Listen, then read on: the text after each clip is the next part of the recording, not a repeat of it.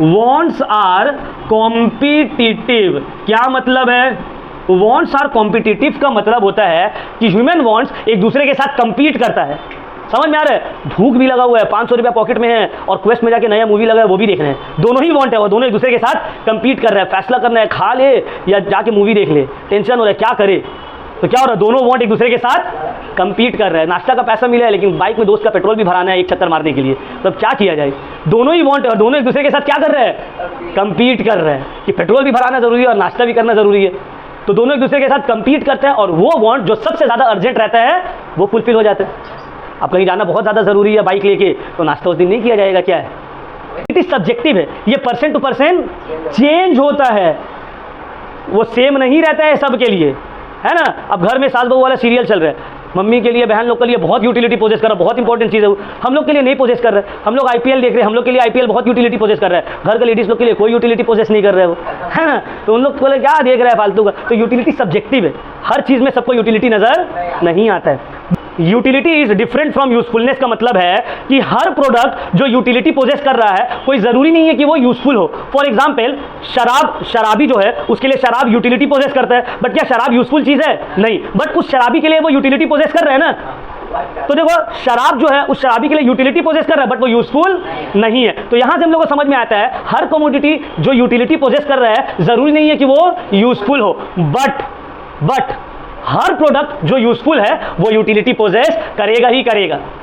हर product जो useful है उसको तो यूटिलिटी पोजेस करना ही है, बट हर प्रोडक्ट जो यूटिलिटी पोजेस करता है वो यूजफुल नहीं होगा। ये पॉइंट को एकदम ध्यान से याद रखना है। आज हम लोग का आईएससी इकोनॉमिक्स क्लास 11 का सेकेंड चैप्टर है जिसका नाम है बेसिक कॉन्सेप्ट्स ऑफ इकोनॉमिक्स। ये चैप्टर में हम लोग बेसिक इकोनॉमिक का कॉन्सेप्ट्स और टर्म्स के बारे में पढ़ेंगे जो हम लोगों को थ्रू आउट क्लास 11, 12 ग्रेजुएशन में हेल्प करने वाला है। ठीक है, तो आज हम लोग उसके बारे में पढ़ेंगे। तो स्टार्ट करते हैं सबसे पहला ह्यूमन वांट्स।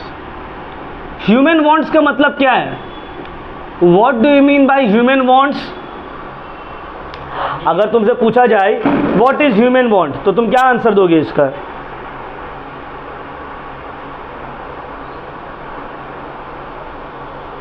ह्यूमन वांट का मतलब होता है the desire to have something which can be made possible by making an effort.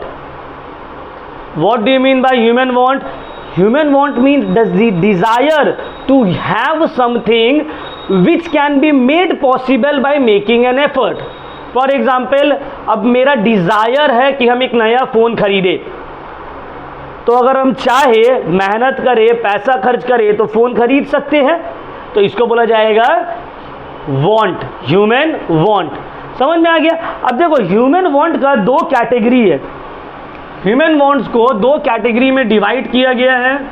Number one is primary wants, number one is primary wants and number two is secondary wants. Sir primary wants क्या होता है, secondary wants क्या होता है? What do you mean by primary wants, what do you mean by secondary wants? Primary wants का मतलब होता है वो वांट्स जो कि जिंदा रहने के लिए ज़रूरी है, which is needed for the survival of a human being. मतलब जो वांट के बिना इंसान जिंदा ही नहीं रह सकते, उस वांट को हम लोग क्या बोलते हैं? Primary want. प्राइमरी वांट एक इंसान का बेसिक ज़रूरत क्या है?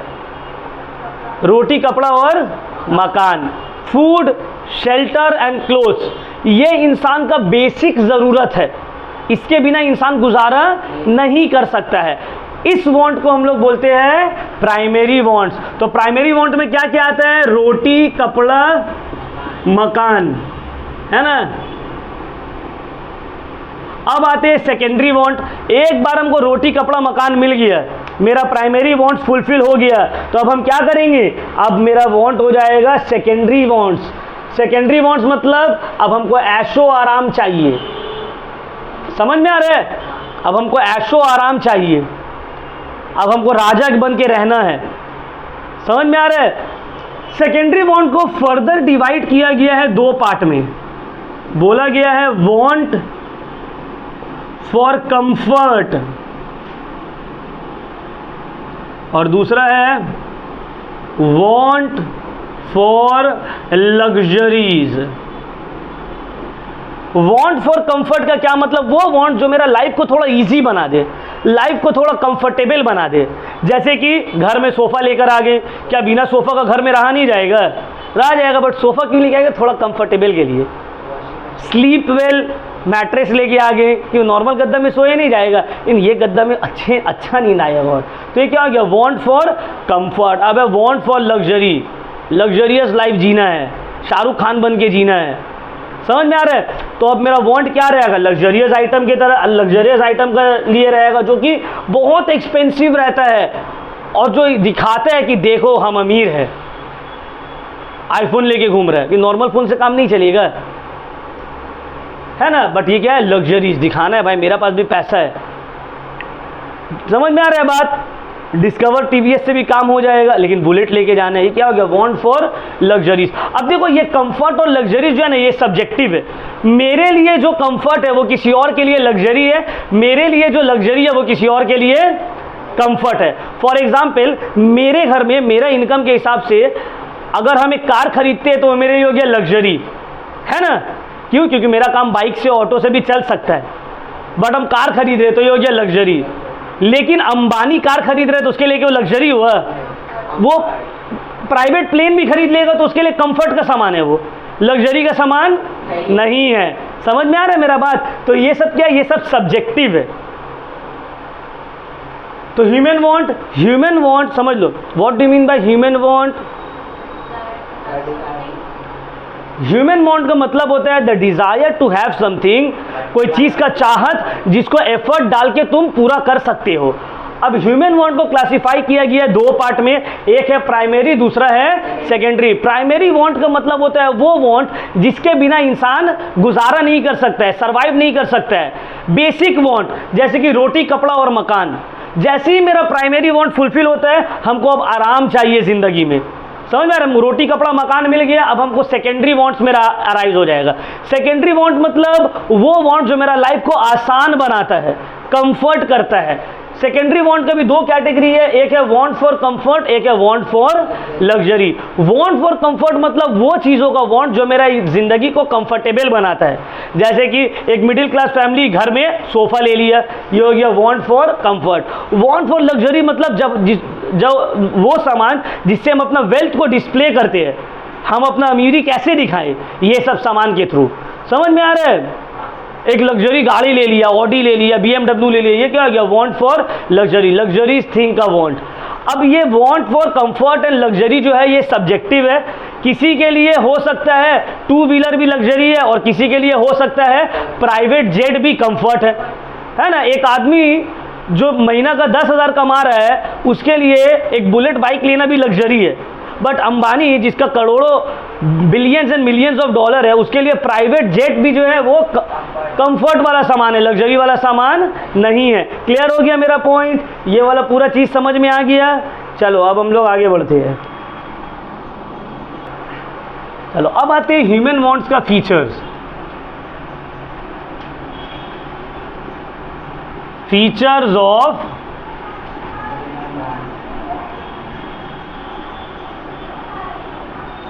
अयान है ना, अयान वो बार बार बीच में आ जाता है उठ के, क्योंकि मेरा भी आएगा और एडिट करके हम हटा देते।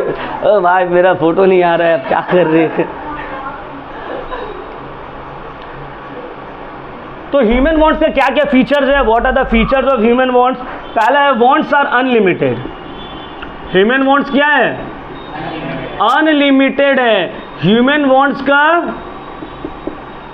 कोई अंत नहीं है, it is never ending, unlimited and recurring in nature. समझ में आ रहा है बात। तो सबसे पहला पॉइंट क्या है, ह्यूमन वांट्स आर अनलिमिटेड। इंसान का जरूरत कभी खत्म नहीं होगा, चाहे वो जितना भी अमीर हो जाए, उसको पूरा दुनिया का भी सोना चांदी लाकर क्यों नहीं दे दिया जाए, फिर भी उसका वांट कभी खत्म नहीं होगा। Human wants are unlimited. एक इंसान जैसे ही जन्म लेता है, एक बच्चा जैसे ही जन्म लेता है, उस समय से लेकर जब तक वो जिंदा है, उसका वांट कभी खत्म होने वाला नहीं है। ह्यूमन वांट्स आर अनलिमिटेड, ये पहला फीचर। दूसरा है ह्यूमन वांट्स आर कॉम्प्लीमेंट्री। दूसरा है वांट्स आर कॉम्प्लीमेंट्री। क्या मतलब है इसका, वांट्स आर कॉम्प्लीमेंट्री का मतलब है कि वांट्स जो है, दो वांट एक साथ एग्जिस्ट करता है, दो वांट्स एक साथ एग्जिस्ट भी करता है। फॉर एग्जाम्पल, तुम बाइक लिए तो तुमको पेट्रोल का भी तो लेना पड़ेगा ना, तुम कार लिए तो तुमको पेट्रोल भी तो लेना पड़ेगा ना, तुम पेन लिए तो तुमको इंक भी तो लेना होगा ना। तो वांट्स आर कॉम्प्लीमेंट्री। जब तुम एक प्रोडक्ट का डिमांड करते हो तो ऑटोमेटिकली दूसरा प्रोडक्ट का भी डिमांड क्रिएट हो जाता है। तीसरा है substitution of wants. Substitution of wants, what do you mean bye substitution of wants? Substitution of wants का मतलब होता है कि एक वांट को दूसरा वांट के साथ सेटिस्फाई किया जा सकता है, सब्स्टिट्यूट किया जा सकता है। जैसे कि तुम 4th फ्लोर चढ़ के मेरे घर आए, तुम बोले सर बहुत प्यास लगा हुआ है, जल्दी पानी पिलाइए, बहुत जोर का प्यास लग गया सर, एकदम गला सूखा जा रहा है। हम तुमको प्यास लगा हुआ है, तुम हमसे पानी मांगे, हम बोले ठीक है रुको, फ्रिज खोले, हम एक बोतल स्प्राइट दे दिए, तो क्या तुम्हारा स्प्राइट से काम नहीं चलेगा?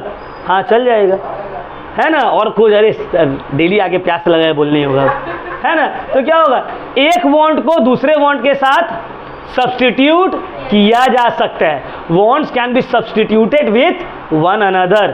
क्लियर पॉइंट, है ना। एक बच्चा रोता है, कोई बड़ा खिलौना का जिद किया है, चाहिए, माँ बाप क्या करते हैं, सस्ता वाला खिलौना ला के दे देता है, लो इससे खेलो, हो गया। नेक्स्ट है wants are competitive. Wants are competitive, क्या मतलब है?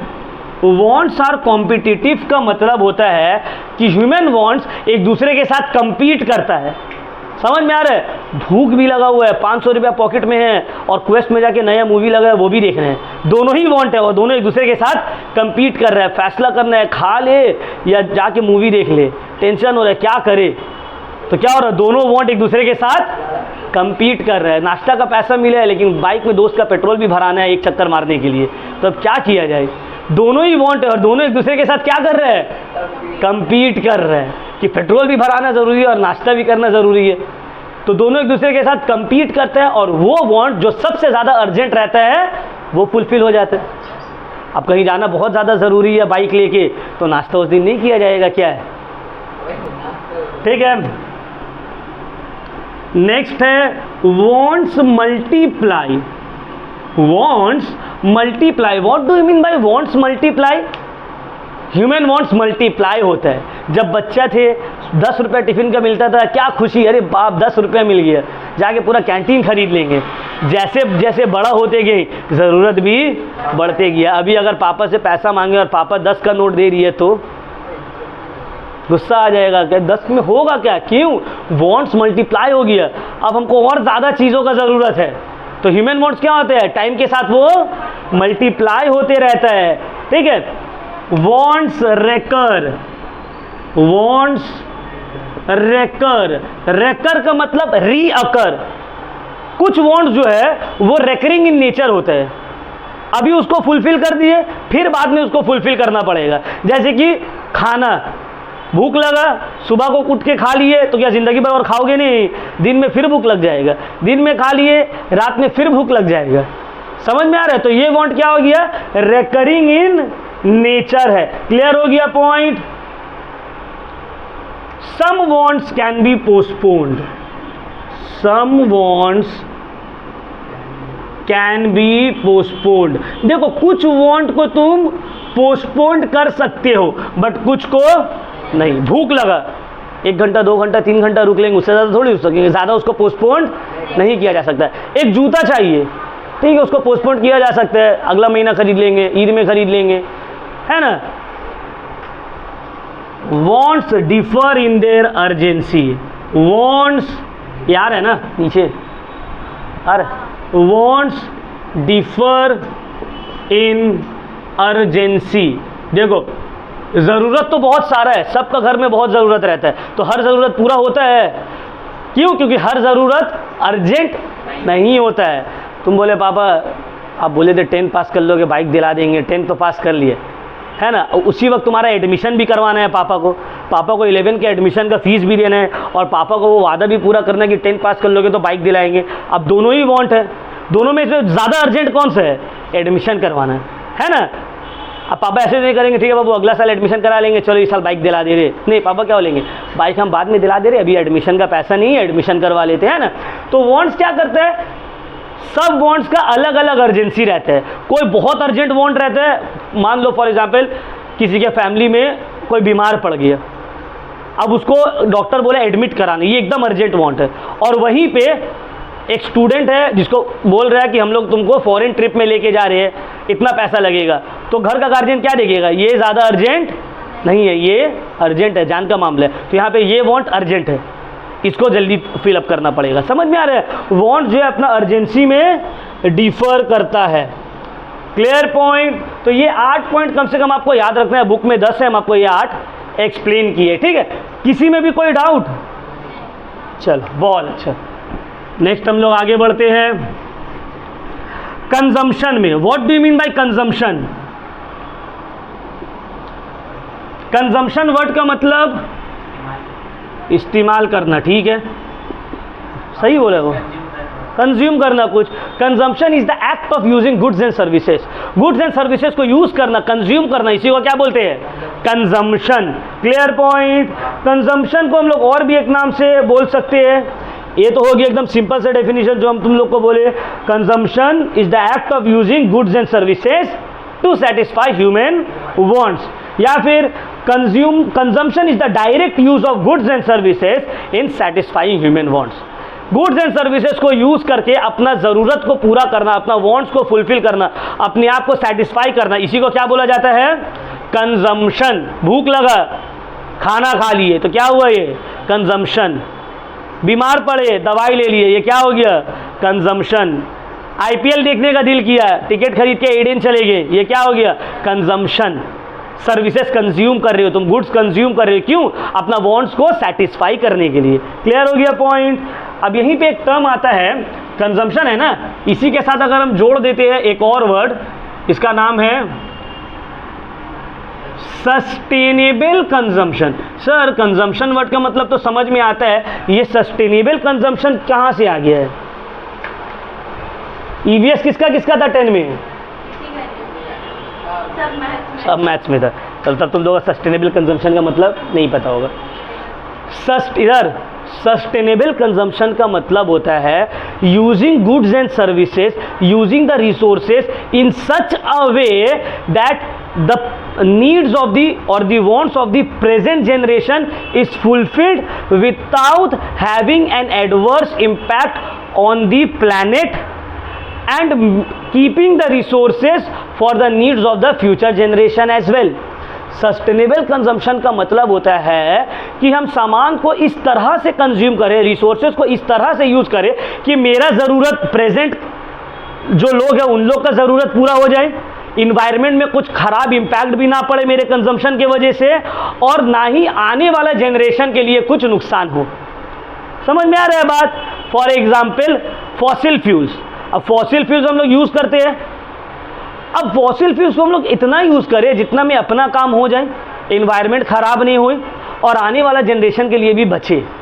इसी कंजम्पशन को बोला जाता है सस्टेनेबल कंजम्पशन।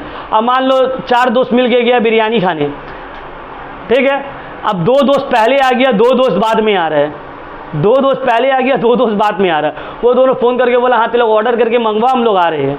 ये लोग दोनों ऑर्डर किया। अब सस्टेनेबल कंजम्पशन का मतलब क्या है, भाई आहिस्ते आहिस्ते खाओ, सामने वाले के लिए भी कुछ छोड़ो, ये नहीं कि पूरा खा के ख़त्म कर दिए। वो आया देखा कुछ नहीं बचा हुआ, खाली प्लेट, ठीक है। तो सस्टेनेबल कंजम्पशन में ऐसा नहीं होता है। क्लियर हुआ पॉइंट? चलो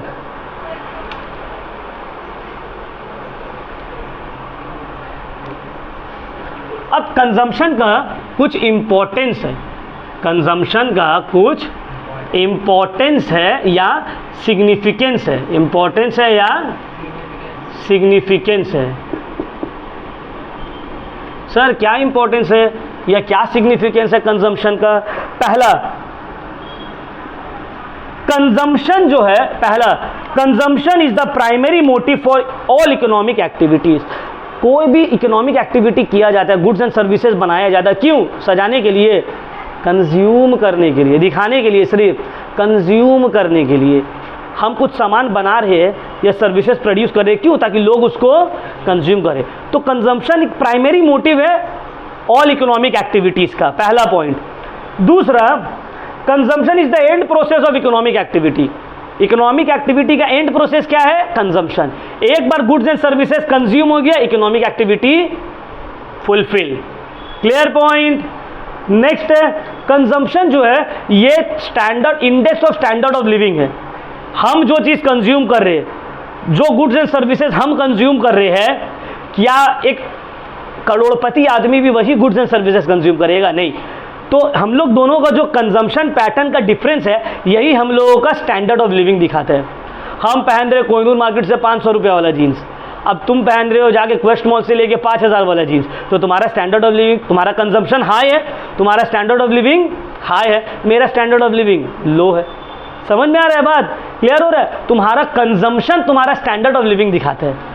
तुम क्या पहन रहे हो, क्या खा रहे हो, क्या यूज़ कर रहे हो, इसी से तुम्हारा स्टैंडर्ड ऑफ लिविंग पता चलता है। तो consumption is the index of standard of living. अब कुछ एक्सेप्शन रहते हैं, कोई कोई रहता है जिसके पास जितना भी पैसा रहे लेकिन वो गरीबी वाला ज़िंदगी जिएगा, है ना, वो सब एक्सेप्शन वाला केस है।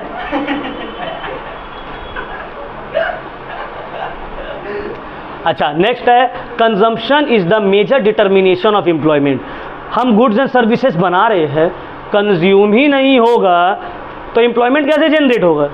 हम 100 पीस लैपटॉप बनाए, बिकेगा तब ना फिर बनाएंगे।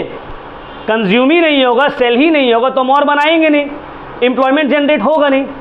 तो कंजम्पशन एम्प्लॉयमेंट जनरेट करने में हेल्प करता है। इंडिया में देखो इतना ज़्यादा पॉपुलेशन है, जो भी चीज़ तुम, सब कंपनी इंडिया में क्यों आने मांगता है? पॉपुलेशन हाई है, कंजम्पशन हाई है। समझ में आ रहा है बात? तो क्लियर हो गया पॉइंट। कंजम्पशन का मतलब समझ में आ गया। चलो अब हम लोग आते हैं utility. What do you mean the utility? Sir utility क्या होता है? क्लास 10 में इकोनॉमिक्स तो था, अब ये नहीं बोलेगे भाई इकोनॉमिक्स नहीं था 10 में। 10 में इकोनॉमिक्स था ना? था तो चलो यूटिलिटी का मतलब बताओ। था तो वांट सेटिस्फाइंग पावर बोलिए। वो यूटिलिटी वर्ड का मतलब होता है यूजफुलनेस, ठीक है। और utility means the want satisfying power of a commodity. एक कोमोडिटी जो ह्यूमन वांट को सेटिस्फाई करने का पावर रखता है, इसी को बोला जाता है यूटिलिटी। तो what is utility? Utility means the want satisfying power of a commodity. एक कोमोडिटी जिसके अंदर सलाहियत है ह्यूमन वांट्स को सेटिस्फाई करने का, तो वो पोजेस करता है यूटिलिटी। कंजम्पशन के बाद प्रोडक्ट का यूटिलिटी हो जाता है खत्म। क्या मतलब है इसका? हम फ्रूटी लाए खरीद के, फ्रूटी पी लिए, पीने के बाद वो फ्रूटी का कुछ यूटिलिटी रहा? अब डब्बा में क्या तुम वापस से फ्रूटी डाल सकते हो? नहीं, खत्म। मतलब ये था प्रोडक्ट, प्रोडक्ट में यूटिलिटी है। एक बार उस यूटिलिटी को यूज कर लिए, यूटिलिटी खत्म। एक बार कंज्यूम कर लिए, यूटिलिटी खत्म। तो कंजम्पशन का एक और डेफिनेशन हम लोग दे सकते हैं, पता है? Consumption is the act of destroying utility. Consumption क्या करता है? यूटिलिटी को डिस्ट्रॉय करता है, खत्म करता है। समझ में आया? Cylinder, gas cylinder utility poses करता है, महीना भर के बाद पूरा गैस यूज कर लिए, यूटिलिटी खत्म।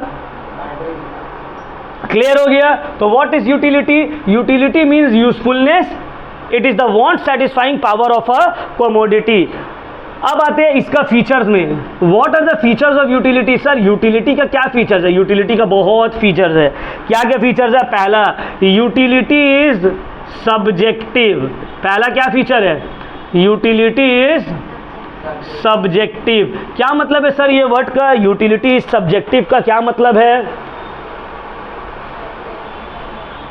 देखो, यूटिलिटी सब्जेक्टिव का मतलब है ये डिपेंड करता है या चेंज होता है फ्रॉम पर्सन टू पर्सन। हमको माजा बहुत मजा लगता है, तुमको नहीं लगता होगा, तुमको स्प्राइट ज्यादा मजा लगता होगा, है ना? किसी को थम्स अप ज्यादा मजा लगता होगा। तो यूटिलिटी सब्जेक्टिव है, ये पर्सन टू पर्सन चेंज होता है, वो सेम नहीं रहता है सबके लिए, है ना? अब घर में सास बहू वाला सीरियल चल रहा है, मम्मी के लिए, बहन लोग के लिए बहुत यूटिलिटी पोजेस कर रहा है, बहुत इंपॉर्टेंट चीज़ है वो।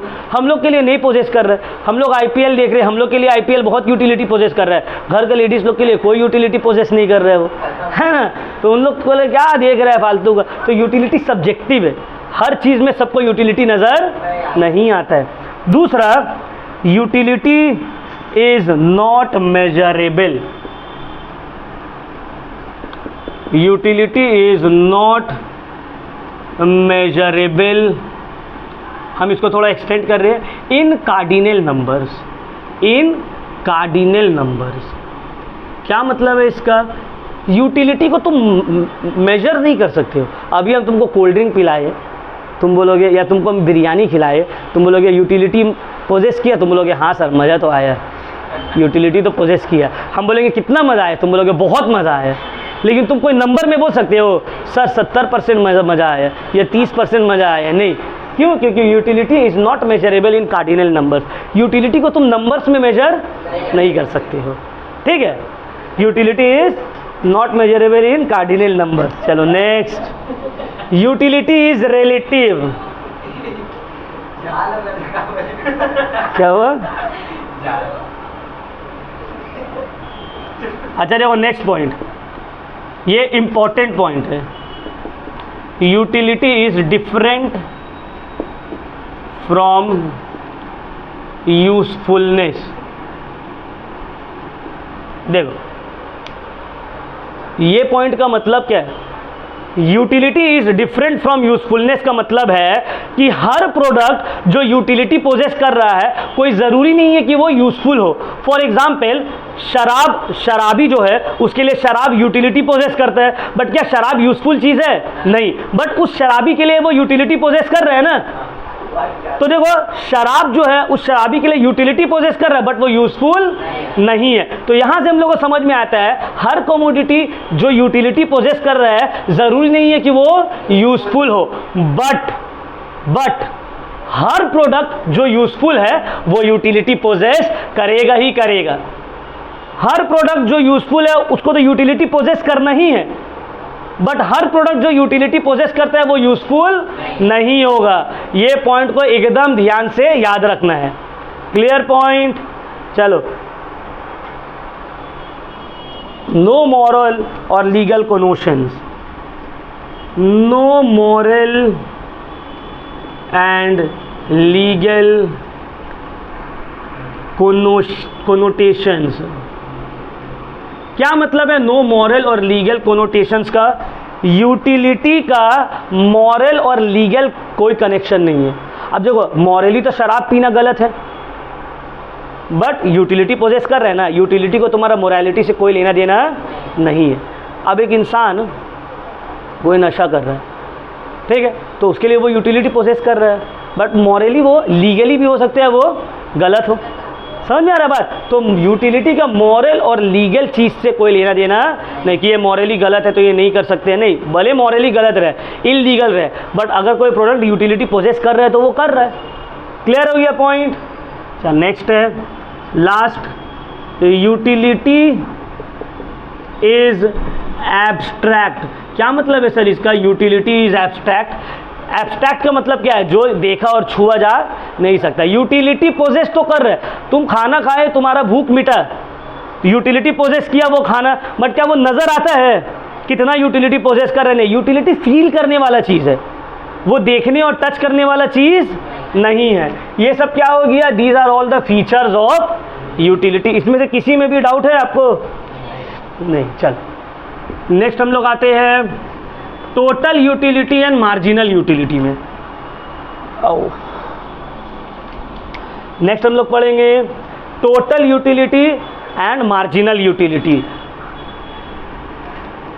कितना टाइम हुआ देखो तो? रिकॉर्डिंग कितना टाइम का हुआ? ठीक है, 5 मिनट्स और।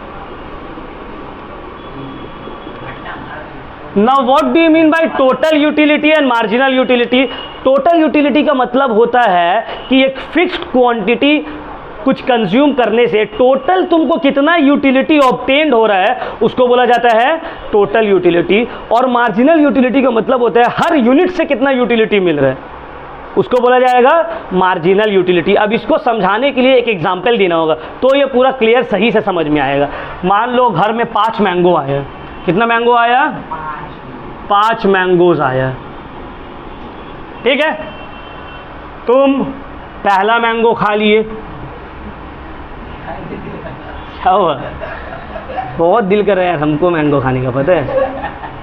सुनो 5 मैंगो है, 1 2 3 4 5, तुम 5 मैंगो खा लिए। 5 मैंगो खाने के बाद तुमको जो मज़ा आया है वो मान लेते हैं 80 यूनिट आए हैं।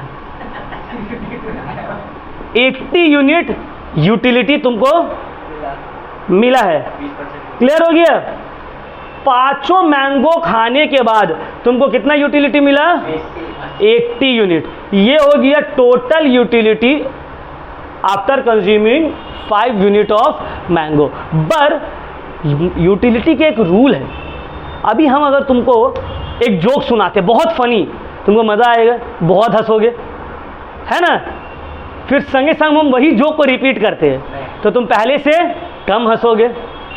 फिर तीसरा बार हम वही जोक को रिपीट करते हैं, तुमको हंसी। चौथा बार हम वही जोक को रिपीट करते हैं, तुम लोग उठ के चले जाओगे, पगला हो गया, एक ही बात को बार बार बोल रहे, है ना? तो यूटिलिटी में क्या है पता है?